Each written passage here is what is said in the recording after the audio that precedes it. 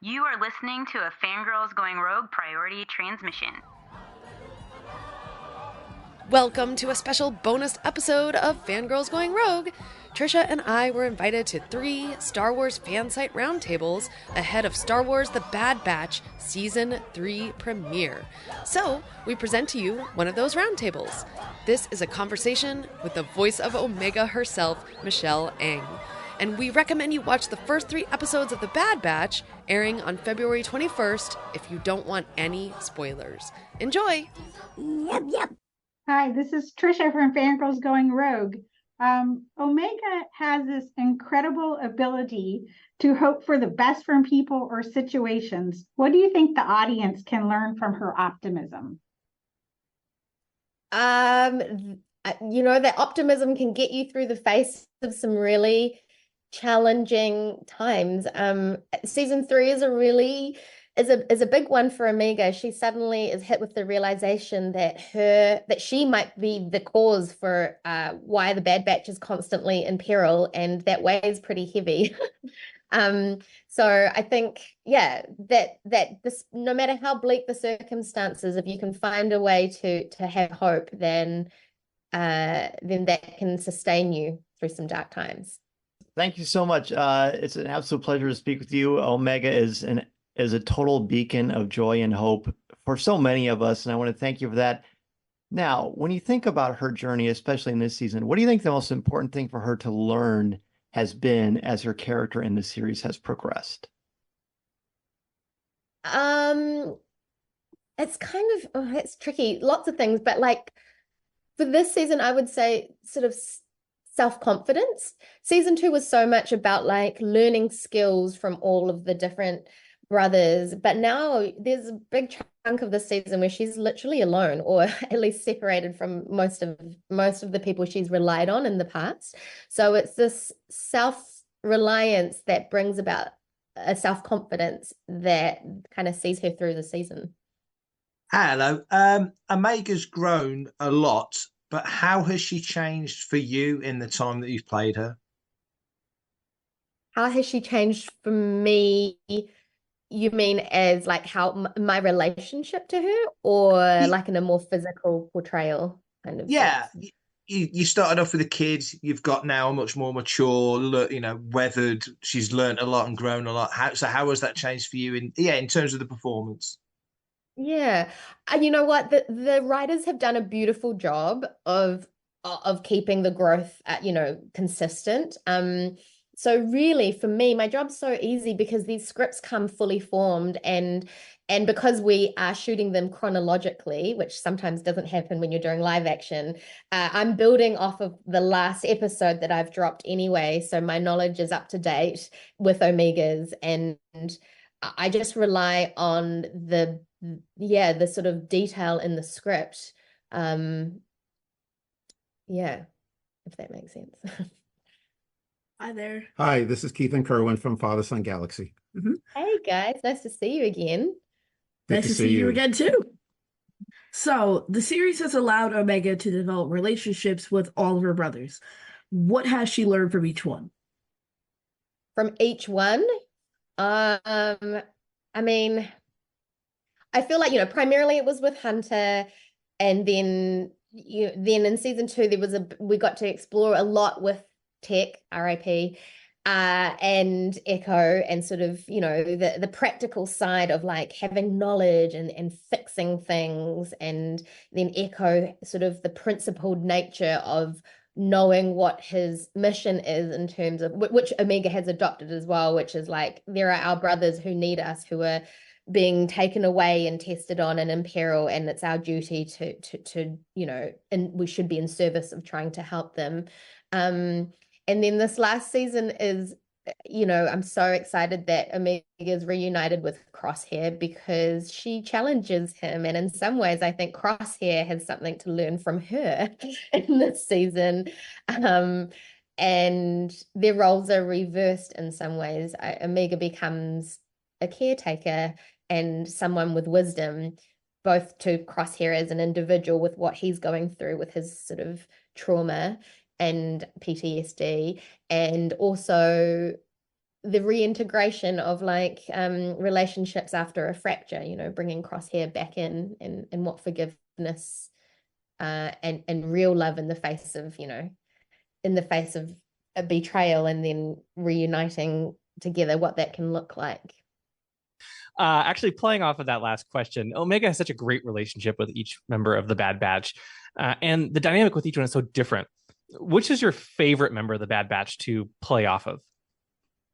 I feel like across the seasons it's changed because, there has been stronger relationships, but this is an easy question to answer for me at this juncture because season 3, it's just so delicious, this new dynamic between Crosshair and Omega. And because Crosshair is getting as good as he gives, there are some juicy moments where she really gets to be like, listen, guy, stop being like this. This is how you do it. And she gets to prove Crosshair wrong. And there's a sort of like beautiful, funny bickering that underneath it all has so much love, which is, at least in my experience, so indicative of what family actually is, like the ability to confront and hold accountable and tease and still have it come from a place of generosity and ultimately love. Hey, this is Sarah and Richard from Skywalking through Neverland.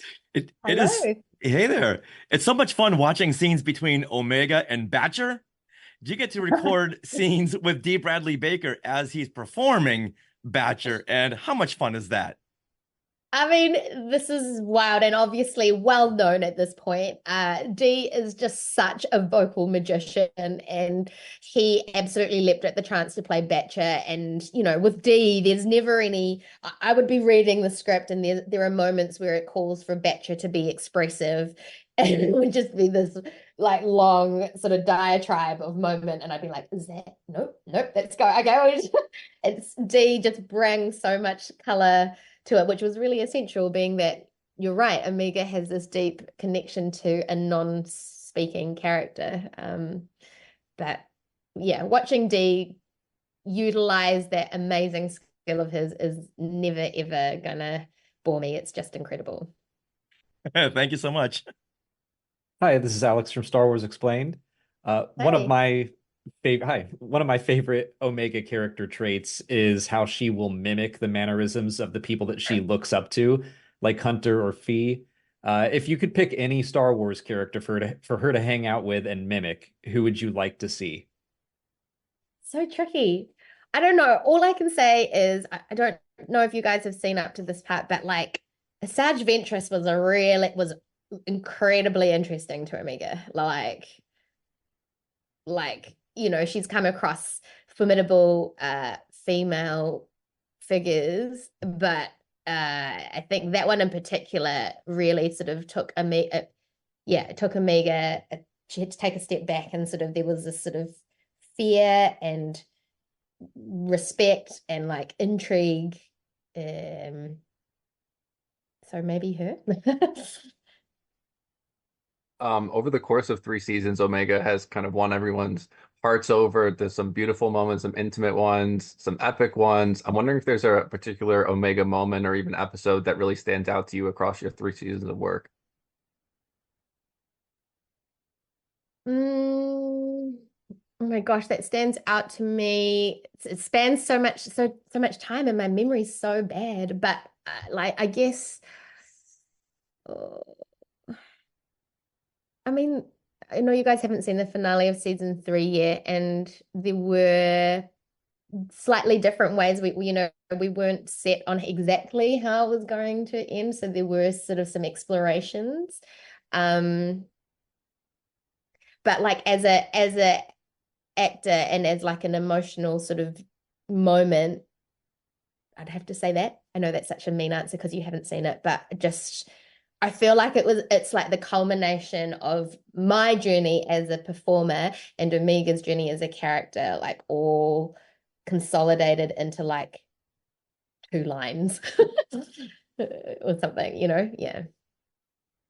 Hi, I'm Caitlin from Skytalkers. So nice to talk to you today, Michelle. My question is, Last season, we saw Omega witness the Senate hearings where they discussed the future of the clones. And now she's seeing what's happening to them at Mount Tantus. How do you think experiences like these are changing Omega as she's growing up and her understanding of the galaxy?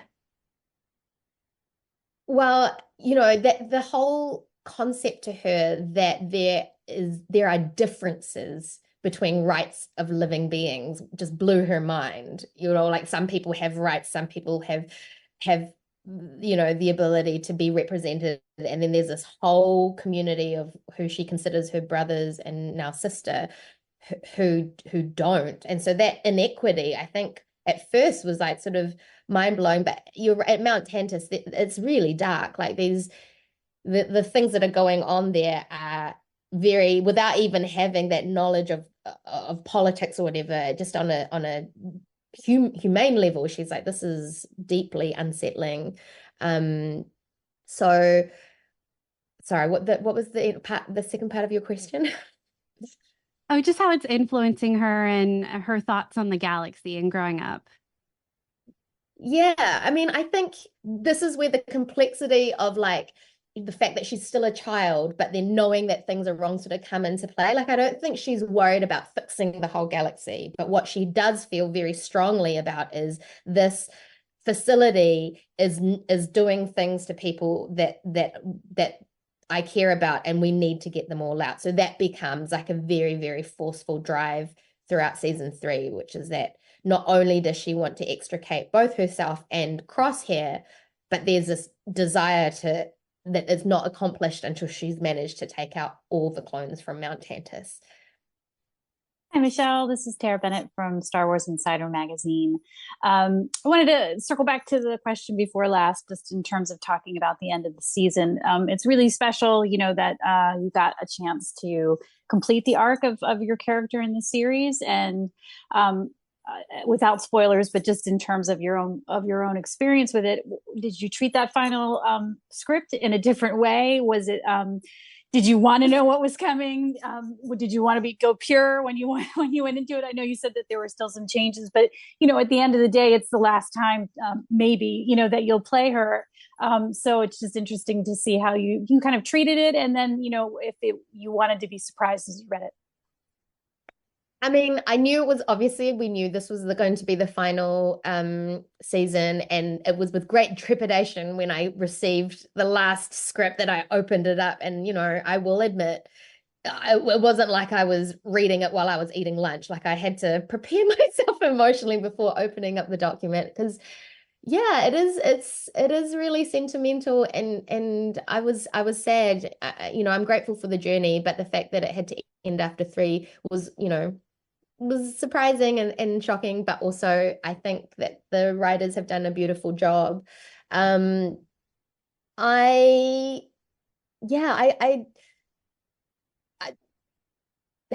don't know how to say it it's so hard to say it without giving spoilers. I think that the gravity of the final sort of moments made it easy to feel like that was the culmination of everything. Like I was excited in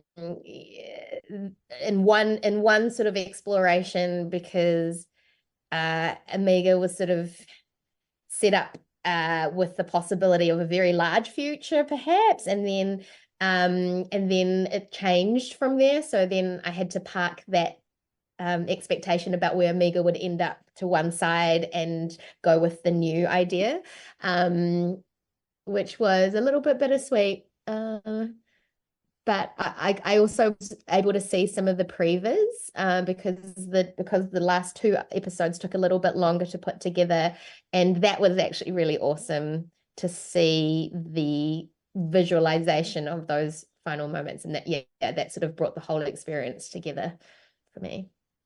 Thank you. Okay, great. So basically, Omega is in the first part of the season, she's captive. And before that, she was free with the Bad Batch. Is there anything you did different with like your prep or your voice acting to display those differences? That's actually really insightful as a question, because there was this talk about like how long has she been in this facility? And, we've all talked about her optimism in the face of, terrible things. But even like I wanted to make sure it felt real that she was a prisoner, and so that kind of the dreariness, the mundaneness, and, she's kept in this cell with like nothing stimulating. And it's, her closest person that she gets to converse with is Emery, who, although she's her sister, is like so cold and emotionally withholding. So yeah, in terms of performance, it's like having a physical toll of mundaneness adds a bit of like weight, or it does change your vocal quality, and I did think a lot about that. And sometimes, the tension between wanting to remain optimistic, but like then physically sort of feeling the burden of, being kept, or, being in a sterile environment. And I think that was quite important. I'm glad that you touched on it, because it's a pretty dark space for a young child to be living in. Yeah. Thank you. The Kinders music is always a great highlight of any Star Wars animated series. So how does it feel to have your own musical theme? Is it your ringtone, or do you ever listen to it to get through the day? The Bad Batch theme song, you mean? Or Omega's motif, but either. I'm like, what's Omega's do I hit Omega's motif? Is there a motif for her that always comes up when she appears? I haven't clued on to that. Not every time, but there's definitely some recognizable notes. I mean, listen, I think the composers of the Bad Batch just are like the secret weapon, because I don't get to see that. I get to obviously be there for the vocal performance, and then when I do pickups, I get to see some of the visuals. Some of them are fairly early in the stages, but I only get to like hear the composition once I view with the public when the series goes live. So it always blows my mind how much extra emotional heft. I was like, wow, these composers are making me look good. But for me, that I don't know the proper word, but the sound of like when the Bad Batch logo comes out is just, yeah, I have such strong emotional correlation of like feeling absolute gratefulness when I hear that, because I still can't believe I get to be a part of your family. Thank you so much, everybody. Thank you. Thank you. Bye. Long live Batcher. Yep. Thanks for listening. Make sure to listen to the other 2 roundtables on our feed with head writer and executive producers Jennifer Corbett, and supervising director and executive producer Brad Rao, and the voice of the Bad Batch himself, D. Bradley Baker. We also recommend the latest episode 24.2 of Fangirls Going Rogue, because it contains Trisha and my thoughts on the Bad Batch Season 3 premiere, also a deep dive into storytelling and music of the show. So, until next time, yub, yub. This site is not affiliated in any way with Lucasfilm Limited, LLC, the Walt Disney Company, or any of their affiliates or subsidiaries.